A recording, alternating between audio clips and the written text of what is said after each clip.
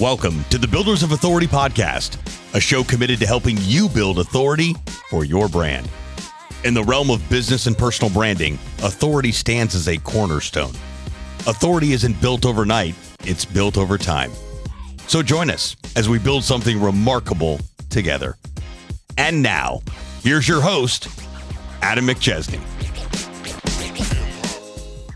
Welcome back, everyone, to another episode of the Builders of Authority podcast. Our title sponsor for the podcast is Go High Level, also known as GHL. GHL is the first ever all-in-one platform that will give you the tools, support, and resources you need to succeed and crush your marketing goals. Personally, I've used this software since 2020, and it's been a game changer for my business and our clients. If you are looking to level up your CRM and marketing, then this is the platform to use. You can find a link for a free and extended 30-day trial with tons of Builders of Authority bonuses in the show notes. So take advantage of the opportunity to adopt GHL's amazing software and grow your business. Today's going to be another great episode. I'm interviewing someone I've only briefly talked to back and forth over Messenger, but I know she's going to be an incredible guest. Her and I are both members and an alumni of the Coach to Coaches program with Ben Newman, someone we've had on the podcast before as well. And when I saw her bio and started consuming more of her content, I knew she would be a great fit for the show. My guest today is Kristy Kuhl. Kristy is a high-performance coach for entrepreneurs and executives. Kristy, welcome to the show. Thank you so much for having me. Yeah, excited to dive in here. I know you're right in the middle of a summit right now, so let's start there. How's that going? And tell people a little bit about what you've done with that. Yes. Thank you so much for the opportunity to be here and to share that too. Well, Adam, I came from a one-stoplight town, and I found mentors and books and resources later in life, and it really just put me on a huge mission to get the information, from the people that have it, and provide an avenue to the people that so desperately want it, like the younger versions of Kristy. So, as you know, a lot of these speakers, I have created amazing relationships and pulled together some of the top thought leaders in their respective field of personal development and performance and coaching, and brought them together for an online on-demand summit. So I believe my coaching style is when you hear the information, you got to put it into action. Mm-hmm. And so that's why I did this summit this way. I feel like a lot of times personal development is overwhelming and we don't know exactly where to begin. And that's why it has the opportunity to become shelf help.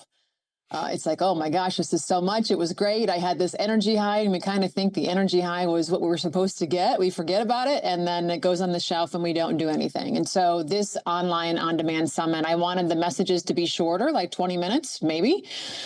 And for you to have the option to pause it and use the energy you're feeling right now, that information, to go into action and come back and do that as many times as you need to. So that's happening right now. They can, all the replays are available while the summit's going on. This will air after that.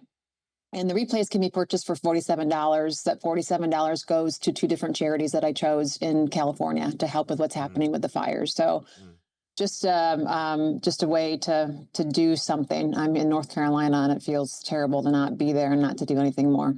Yeah, well, that's an incredible movement and mission. And I know from consuming a lot of your content, you can just see and understand the importance of actually taking action on a lot of the information that people learn. I know I've gone to so many events over the past couple of years, and the consistency of the people that don't come back to those events for one reason or another, or they just stop doing what they're doing because they never actually took action on what they said they were going to do. That's a big opportunity for a lot of people.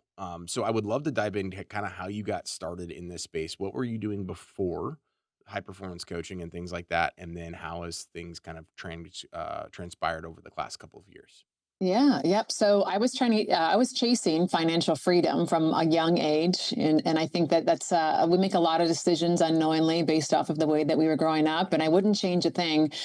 I was in the medical device industry, and I had climbed the ranks of some of the most prestigious companies, Intuitive Surgical, Hologic, launching disruptive technologies, things that were first of its kind of like what iPhone did to what we did now with our calendars and the way we use our phones and email. This is what these technologies were doing. So it was high reward, high risk, high pressure, fast pace, all consuming. And I love that. I am an adrenaline junkie. So I designed like the perfect opportunity for myself, right?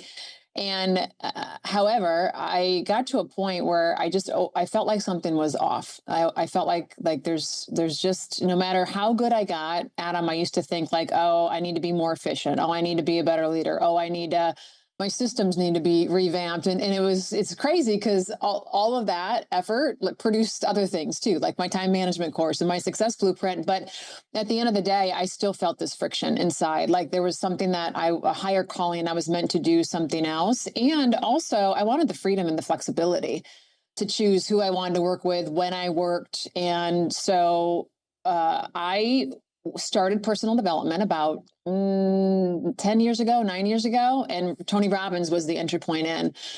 And it was like the third time that I was in one of his rooms. And when they say, like, when the student is ready, the teacher appears. Well, he had said this line that I'm going to share with you in a moment. I mean, I'm sure 100 times, not 100, but a lot in those three times. But I never heard it until the student was ready to hear it. And he said, success without fulfillment is the ultimate failure. And I was like, oh my gosh. I think he knows me. I think he knows what I'm feeling right now, because he has the words, and I just knew whatever he was going to say next, that was my pathway. Like, this is the friction that I've been feeling.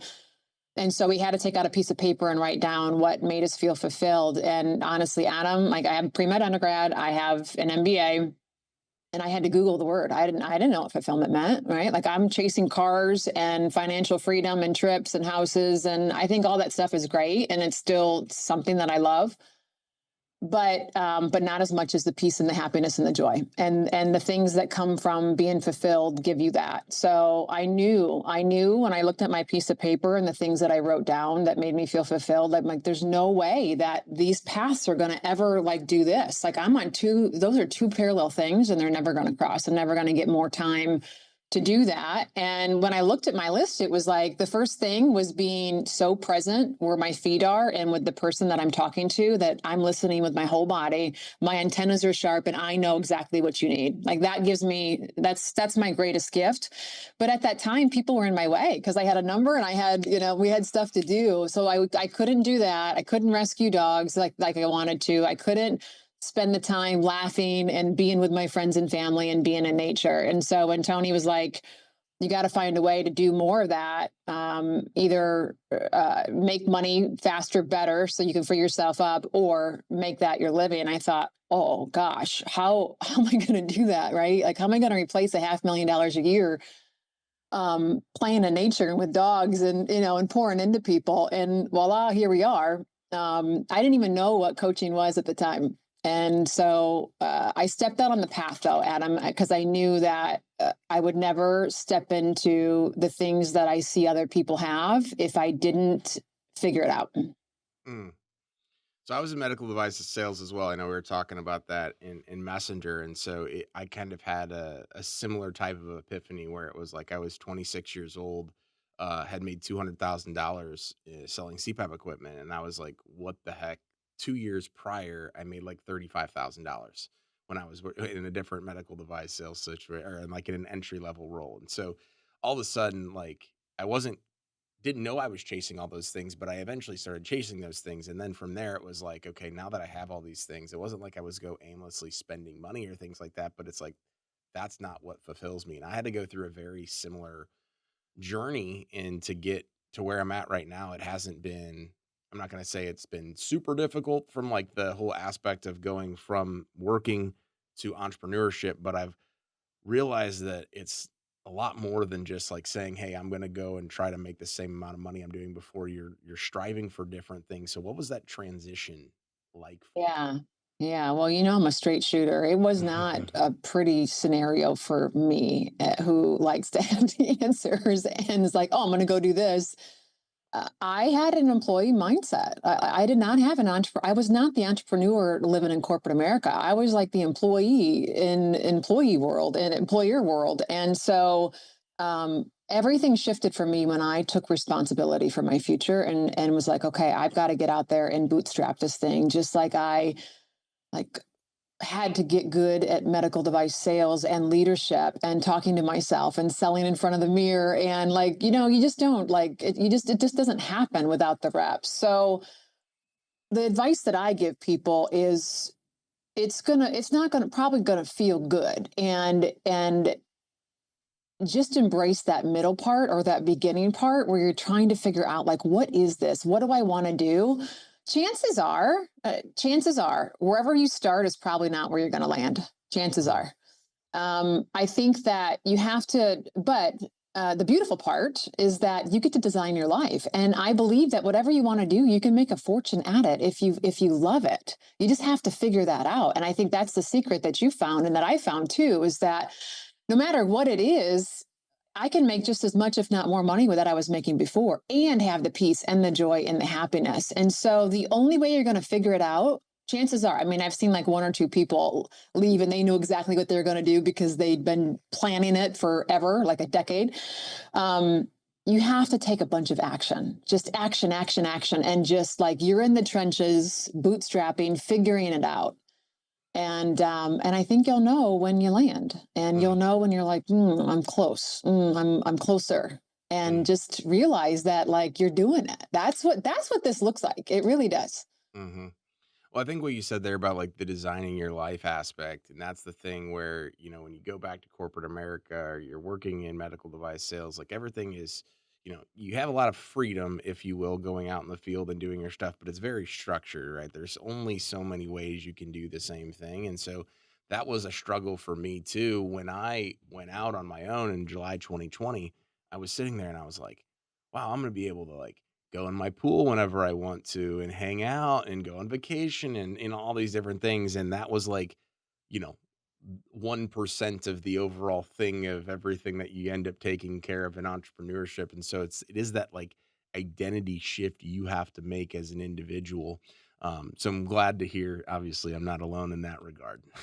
Yeah, no, not at all. Not at all. And it's almost like it's a blessing and a curse, right? And being in med device for 15 years, and you were in it too, that flexibility of a schedule. It's like, well, yeah, well, you still have to make it happen. You have to have the structure and the discipline, and then transitioning into entrepreneurship, you have to have all of that. But I also feel like even more so, because you can go down some rabbit holes too. And it is part of the process, but you just got to keep your mindset sharp and make sure you're taking care of yourself, and that you know where you're going at the end of the day. You know what the end goal should look like.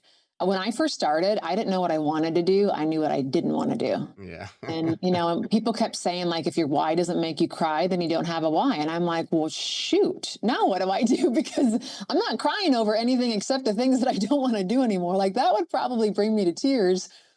And then I had heard somebody say, like, no, like, throw that out the window, right? And I want to throw that out the window for any of the listeners. If you're like, I don't know what I want to do, but I know that this isn't right, then that's a great place to start. Start knocking down the things. Like, I knew I wanted to sleep through the night, Adam. Like, I knew I wanted to be around people that matched my value system. I wanted to be around people that I could trust and have fun with. Like, this whole thing could end for us tomorrow. And so, like, why can't I enjoy every bit of the journey? And even though it was, some days were hard trying to figure it out, this was my choice. And that was another probably hardest part, was the clarity. What does Kristy Kuhl want? Because now I get to figure it out. And that's pretty damn heavy if you don't know what you want to do. Yeah, that's awesome. So what type of services and programs and things like that do you offer your clients? Yep. So I coach CEOs and entrepreneurs and some executive teams. So, and I also have a women's group coaching program. Awesome. Yeah. So oftentimes what happens for me is I'm talking with an entrepreneur or CEO that hires me. And then a lot of the things that is happening in the company, just because I was underneath some great leadership with these companies and instituted a lot of things. I'm all about systems. I think there should be systems for the way that you communicate and you train and you develop and you give feedback, and how we looking at our numbers and how we tracking all this stuff. And so oftentimes when somebody comes to me, a lot of the stress are things that are within the company, and sometimes there's carryover, and I go in. And so the contract maybe with a person, or we may end up extending it. And I work with that executive team. There's one particular company right now where we overhauled leadership. And so we developed some younger leaders into positions. One's becoming a COO. And so I've taken her under my wing, and that's a piece of, in addition to working with the CEO, is developing her into COO and putting the systems and structure and strategy in place for the company. I think the thing that I'm most passionate about, I love it all, but unleashing myself is something that it's easy. It's always easy to see the movie in reverse. And I've taken all of those components and I've launched a 12-week group coaching program for women. The next one's on February 10th. And that's for anybody who feels like there's more inside of you. You just don't know how to bring it out. Maybe you're aligned with what you want to do. Maybe you're not, but there's 3 components to it. The first step is really getting us in congruency and alignment. The second is then we layer all the high performance stuff in. And then the third, we run with it together. Because I think one of the hardest parts of coaching is people being left out there by themselves to try to do something brand new. And there's questions and there's white space. And so just seeing, I did it last year, just seeing the freedom and the permission and what these ladies have stepped into, which is who they really want to be, who they really are, and what they really want to do has been such a gift. Yeah, that's incredible. So talk to me a little bit about how you've branded yourself that's then helped really grow your business. Like, who is Kristy on social media to be able to then, sell your programs and get speaking events and all those different things? Yeah. Great question. Thanks for asking that. I believe in showing people what it looks like. And I do not believe that and there are people right now that are copying my stuff. It's kind of funny to see that, Success Unleashed. And now I see people that are very close to me have rebranded themselves to Unleashing Your Success. And that's all that it is what it is. And I don't put any energy or time or effort into it. People can't copy me at the end of the day. And what I bring is truth and authenticity. I care so much. I grew up in Ohio and your work is everything. And I finish everything I start. If I can't get you where you're trying to go, I will not say yes. And my name and my reputation and character is everything. And once that's gone, Adam, it's gone. You can't get that back. And the more I rise, the more I really make sure that is all in tow. So I believe that people need information and they need energy and they need action. And I've been given the name by a few people and as the energy catalyst. I mean, if you know human design, I'm a generator. So I generate energy no matter where I go. And a lot of people want to be in these programs just because you take different action when you're around people like that. You know that being around Ben Newman and Coach to Coaches, it's just like, whoa. What is happening inside of me, the level up that I see in myself. So I will bring the energy, I will get you into action, and we will get to the truth though. So I'm not necessarily the person to hire if you're not ready to get to the truth. Yeah. Because I can't get you to where you're trying to go if we're not operating from this place of like, where are we right now? And where's the gap? Okay, let's put a plan together and I'm going to help you through that. I'm going to love you, but I'm going to tell you the truth too. Yeah.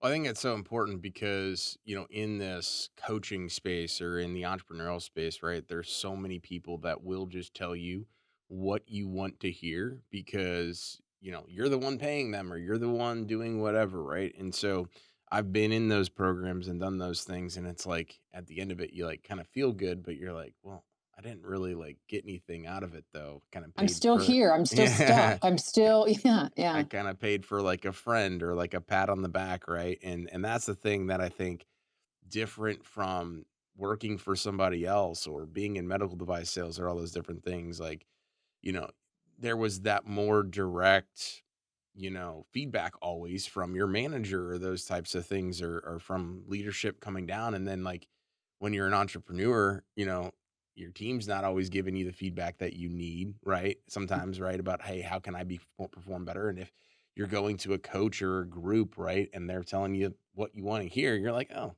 I'm good. And then all of a sudden you like behind the scenes, you're like, wow, this is not good. Yeah. Yeah. No, it's so true. And I'm really on a mission to bust through all these posers too. I feel like, in this coaching speaking space, It's no different than any other industry, Hmm. but I believe that if you're going to have a social media platform, if you're going to have a coaching program, if you're going to be on a stage, we have a responsibility. We have a Yes. responsibility to tell you the truth, and I will not tell you anything that I don't know to be true. Hmm. Yeah. Yeah. I Because mean, people hang on every word. They're coming for hope. They're hmm. coming for hope, and some of them are making really big decisions on their life and also on their business based off the things that you said. So, Yeah, 100%. So what are you looking forward to the rest of this year and kind of the future with everything you're doing? Like, what's Kristy most excited about? yeah, I'm most excited to have it dialed in, right? So, Hmm. again, I'm a truth teller, and I think that we should always be leveling up, and we should always be reinventing ourselves to get better. But I'm most excited to know who it is that I want to work with, and who it is that probably doesn't bring me the most passion.